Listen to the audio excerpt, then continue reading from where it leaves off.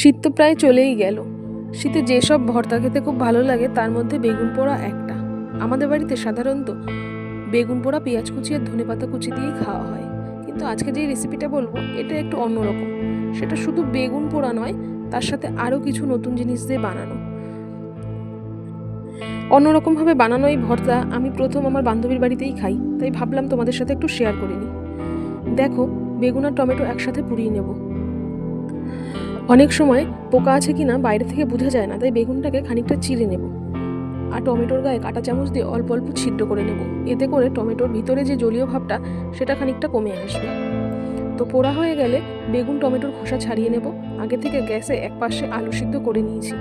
এবার আলু, বেগুন আর টমেটোকে ভালো করে ম্যাশ করে নেব। তারপর পুড়িয়ে নেওয়া লঙ্কা, লবণ ভালো করে মিশিয়ে পেঁয়াজ কুচি, ধনেপাতা কুচি আর একটু বেশি সর্ষের তেল দিয়ে ভালো করে মেখে নিলেই রেডি শীতের প্রিয় বেগুন ভর্তা। অন্যরকমভাবে বানানো এই ভর্তাটা অবশ্যই টেস্ট করে দেখো কেমন লাগে।